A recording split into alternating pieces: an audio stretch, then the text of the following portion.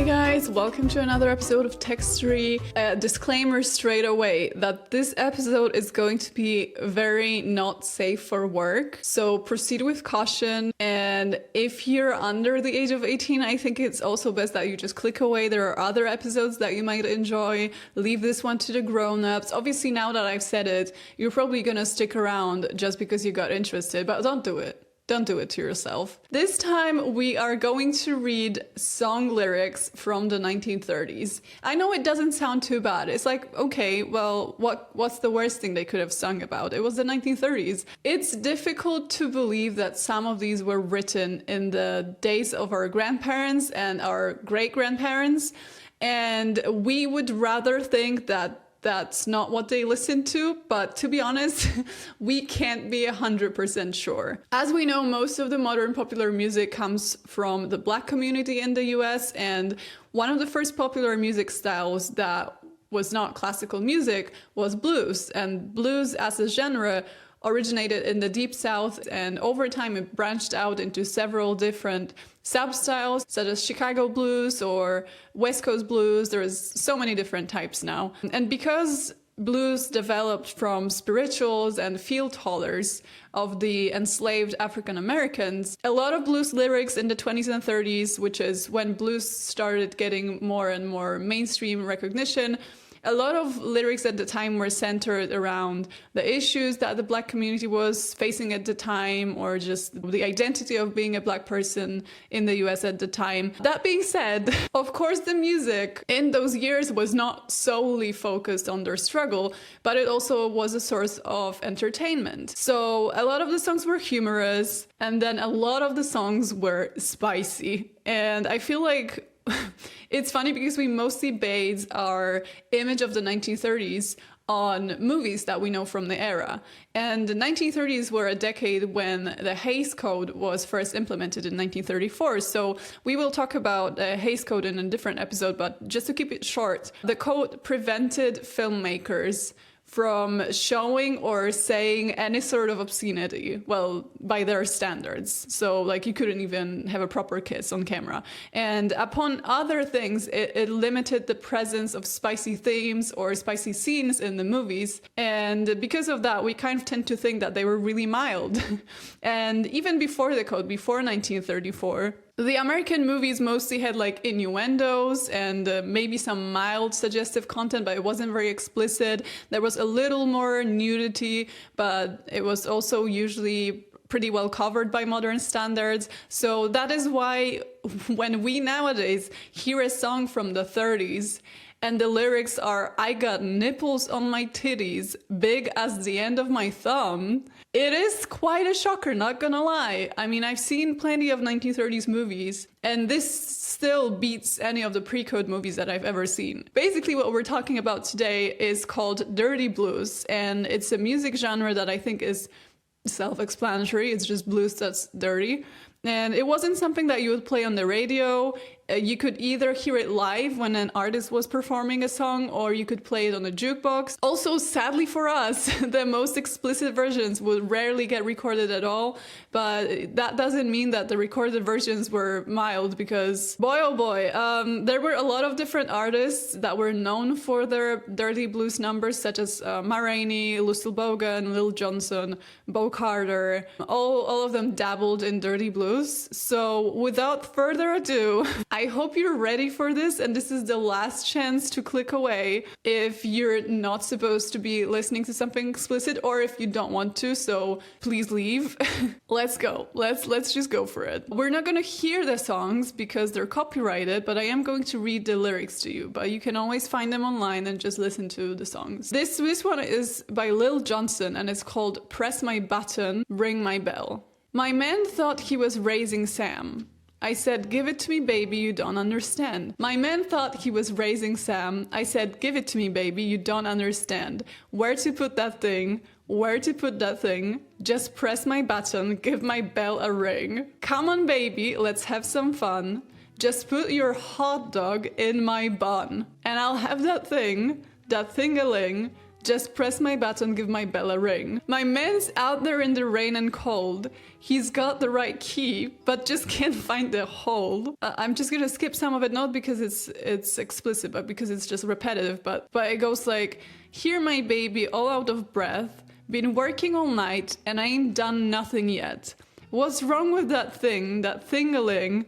I've been pressing your button and your bell won't ring. That was very direct. I mean, putting a hot dog in a bun is pretty much a phrase that is still used nowadays. But like, just imagine someone in a really smoky 1930s cafe in New York or somewhere, and they're like, oh, let me play some music on the jukebox. So they go over to the jukebox, like maybe you're on a date, and the guy goes over to the jukebox, and this plays.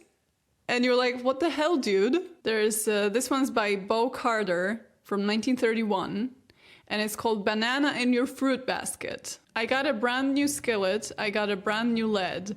All I need is a little woman just to burn my bread. I'm telling you, baby, I sure ain't gonna deny. Let me put my banana in your fruit basket, then I'll be satisfied. Now I got the washboard, my baby got the tub. We're gonna put them together, gonna rub, rub, rub. I beg your pardon. And it just goes, the whole song is like different metaphors. My baby's got the cloth and I got the needle. Or my baby's got the meat and I got the knife. I'm gonna do her cutting. Now I got the dasher, my baby got the churn. We're gonna churn, churn, churn until the butter come. I am in shock. I am flabbergasted. And I really hope that my grandparents did not listen to these songs. A lot of them are like not even explicit, which is the funniest thing. But then they're so obviously supposed to be erotic references that you get embarrassed just reading it anyway. Like one of them is called My Pencil Won't Write No More. It's by Bo Carter from 1931. And the lyrics are, now listen here folks, there is one thing sure, my old pencil won't write no more, because the lead's all gone, oh the lead's all gone, oh the lead's all gone, the pencil won't write no more. I lay down at my bed just to write a line, I could feel my old pencil dropping forward all the time. Oh my god. I hugged and kissed her all last night. It wasn't nothing doing, my old pencil wouldn't write. Now listen here, man, you ought to know. Can't write for that woman, you have to let her go. I'm not sure if there's anything I should explain about this song, and if I should, then you should probably click away because you're 9 years old, but okay, last one from Bo Carter that is also very subtly named Please Warm My Wiener. So back then it wasn't that obvious of a reference, it wasn't a word that they actually used for this, which is I think the case nowadays, but basically it's from 1935 and the lyrics are, I got something to tell you baby, don't get mad this time, if you warm my wiener, you give me ease all up in my mind. Now listen here sweet baby, I ain't no lying man, if you warm my wiener one time, you gonna want him again. Oh wow. What I find interesting is that even though they're not directly talking about anything explicit, there is like no way that people back then would think it's about like fruit baskets or actual sausages, because there's all these references to a woman, to a bed. All they did was they kind of censored out the most spicy part and just left the rest as it was. Okay, this one's by Blind Boy Fuller and it was recorded in 1937. And it's called, wait for it, it's called Sweet Honey Hole. And they repeat Sweet Honey Hole a lot in this song, so it doesn't get better. It's like sweet honey hole. I said sweet honey hole. Said it even take my honey, satisfying my soul. Said I want my honey every morning, late at night. If I don't get my honey, don't believe I'm treated just right. Now you talk about your pork chop and your jelly roll. Ain't anything sweet as my sweet honey hole. Now you talk about your honey, you haven't tasted mine. You taste your honey, you're gonna lose your mind. Now you talk about your honey, better leave mine alone. You taste my honey, your mama can't keep you home. Woo! Whew, this one's spicy. And then the last part of the song is, says I can't see to save my life what a single man want with a married woman wife. She got a sweet honey hole. Said it even take my honey, satisfy my soul. Self-explanatory. I think the reference to Jelly Roll is a reference to another song that we'll be reading later. This one's by Bessie Smith from 1928, it says, and it's called Empty Bed Blues. I woke up this morning with an awful aching head. I woke up this morning with an awful aching head. My new man had left me just a room and empty bed. Bought me a coffee grinder, got the best one I could find. Bought me a coffee grinder, got the best one I could find, so he could grind my coffee because he had a brand new grind. Oh my god, it's so long. There's like 20 different verses, but this verse though, oh, he's got that sweet something and I told my girlfriend Lou. He's got that sweet something and I told my girlfriend Lou. But the way she's raving, she must have gone and tried it too. Lou is not a girl's girl. You should drop Lou as your friend, honestly. And the very last verse is, when you get good lovin', never go and spread the news. It will double cross you and leave you with them empty bed blues. So this one's got a whole narrative about a woman that found a really good lover and she bragged about it to her friend, and then her friend was like, yeah, I'm gonna try too. This one's by Tampa Red from 1928 and it's called, it gave me strength to get through this episode, honestly. It's called It's Tight Like That. Tight could have double meaning here. One we obviously know, and then another one is, you know how you say that something's tight. Oh, that's tight. Yeah, let's go somewhere. Yeah, that's tight.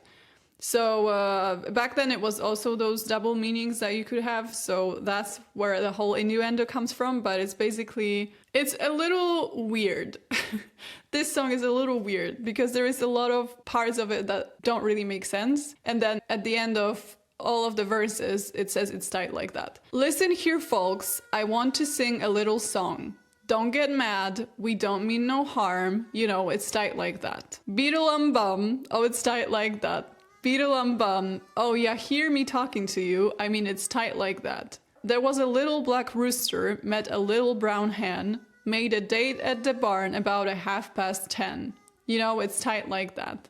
I went to see my gal over across the hall, found another mule kicking in my stall. You know, it's tight like that. Mama had a little dog, his name was Bald. If you give him a little taste, he'd want it all. Oh, it's tight like that. There is so many verses too. Uncle Bill came home about 10:30, put the key in the hole, but he couldn't get in. Oh, it's tight like that. Me and my brother was up in the loft. We seeing Uncle Bill when he broke it off. You know, it's tight like that. There's different versions of this song and there's so many different verses. So this one I'm assuming was like a folk song that you would just add to and remember different variations of it depending on who sang it. So here is one of the things I was talking about. You'll never miss your jelly till your jelly roll by Lil Johnson. But the funny thing is there is actually no mention of jelly or jelly roll throughout the whole song. The first verse is actually, I woke up this morning with the blues all round my bed. I woke up this morning with the blues all round my bed. I felt just like somebody in my family was dead. And then the last verse is, just as sure as you hear me sing this song, just as sure as you hear me sing this song, you'll never miss your jelly till your jelly roll is gone. Fair point. This one's by Irene Scruggs. And it's called Must Get Mine in Front. And again, there is jelly roll cakes being a topic here. Sally run a bakery shop down the street. Those jelly roll cakes all weighs a little to me. Sam hang around, said give me a break. I want you to trust me with some of your cake. Sam has got that 1930s riz for sure. I'm going up the river, got a job loading sacks. I'll pay for cake when I get back. She said, Mister, don't be no ham. What kind of fool do you think I am? I mean, go, Sally. Some folks will trust you to come back and pay. I must get mine in front. I'll trust you tomorrow if you pay today, must have mine in front.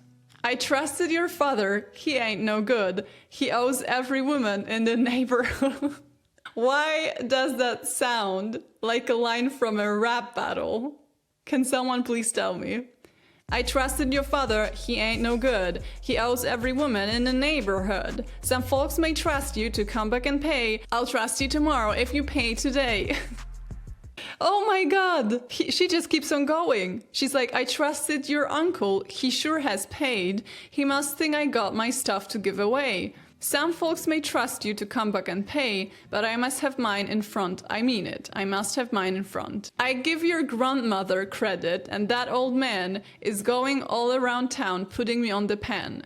Some folks may trust you to come back and pay, but I must get mine in front. Let your money talk. Must have mine in front. This is hilarious. It's kind of like the guy's like, oh, can we do it first and then I pay tomorrow? And she's like, that's exactly what your father said.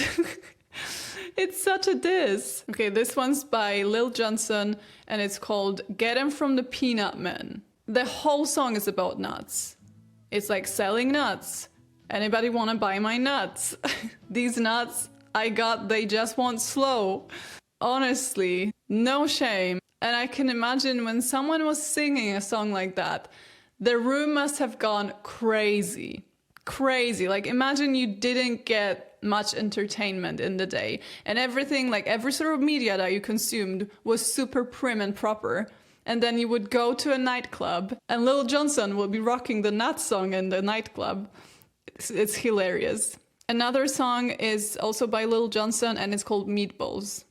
Got out late last night in the rain and sleet, trying to find a butcher that grind my meat. Yes, I'm looking for a butcher, he must be long and tall, if he want to grind my meat, cause I'm wild about my meatballs. Oh, give me strength. I'm almost done with this episode. A no good man, but he's so doggone stout. Before he starts grinding, he's all worn out. You can have your roast chicken and your good lamb stew, but for my choice, them old meatballs will do. Now look here, papa, don't try to stall. If you can't grind a long time, don't grind at all. Lil Johnson was wilding, man. So funny. And they were all really good singers too, so you also got like proper entertainment as well. But the most nasty, dirty blues lyrics that I've ever heard, Lucille Bogan takes the cake for sure. That's why I left her for the very end of this episode, but basically Lucille Bogan would sing things like Jump Steady Daddy or Till the Cows Come Home, which I don't know if I can get through this. I'll try to censor out most of it, but I got a man I love, I got a man I like. Every time I fuck them mens, I give him the doggone clap. Oh baby, give him the doggone clap, but that's the kind of pussy that they really like. Oh, I need a drink. Okay, that was just verse 1. That was just verse 1. Because verse 2, and it's just gonna be the censor beep all over this verse, but I told him I got a good and it's got 4 damn good names. Rough top, wrath tough without a bone. You can fuck my and suck my or leave my alone. Oh baby, honey, I piss all night long. You can fuck my or suck my baby until the cows come home. You know both of my mans, they are tight like that. They got a great big just like a baseball bat. Wow, I love this one. I got a big fat belly, I got a big broad ass, and I can any man with real good class. It low-key sounds like a Cardi B lyric. Like a lot of these lyrics, because they're so explicit, they actually sound really modern to me. They just sound like a modern pop song. If you suck my pussy, baby, I'll suck your d. I'll do it to you, honey, till I make you sh. That's why I said that Lucille Bogan in terms of dirty blues was just unmatched. Nothing more explicit than Lucille Bogan's songs. And the thing is, Lucille Bogan was one of the only ones that actually got the explicit versions recorded, which is I think why it's so special, because all of the other songs, okay, yeah, obviously they're explicit, but you could get away without censoring it nowadays. But Lucille Bogan, ain't no way, no way. of it ever making it through any sort of censorship. The last one by Lucille Bogan is pretty well known, and it's called Shave 'Em Dry. So I won't read the whole thing again, but I'll just read some of my favorite lines. So the first verse is, I got nipples on my titties big as the end of my thumb. I got something between my legs that'll make a dead man come. This is also my other favorite part. A big sow gets fat from eating corn, and a pig gets fat from sucking. Reason you see this fat like I am.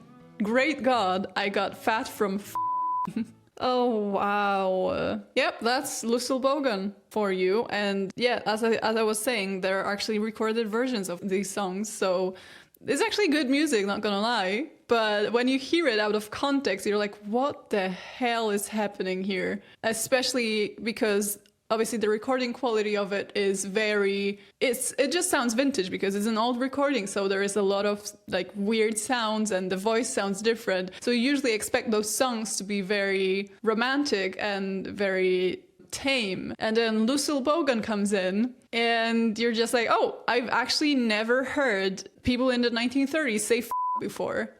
You know, it's eye-opening. It's kind of the same when you watch those old Hollywood bloopers, because you see people like Katharine Hepburn or Vivian Leigh, and they're just swearing all the time. And you're like, oh, just because they were glamorous and they were women in 1930s and 40s, it doesn't mean that they didn't swear. And it's so eye-opening because, you know, obviously if it happened in the 1930s, it also happened in other decades and other eras. People were just always the same, so they would always sing explicit songs. And it's just so funny to me because we tend to forget about that. We always tend to think that people before us were way more proper than we are. And as these things show, it wasn't always the case. I don't think anyone nowadays would be brave enough to go to a nightclub with music like this, because they would just sit there embarrassed. So yeah, I think it's really, really interesting. Anyway, I hope you're not too traumatized by this episode. I just thought it's really funny. And yeah, I promise next time it will be very mild. Thank you for listening. Thank you for making it to the end of this episode, and I'll hear you in the next one. Thank you.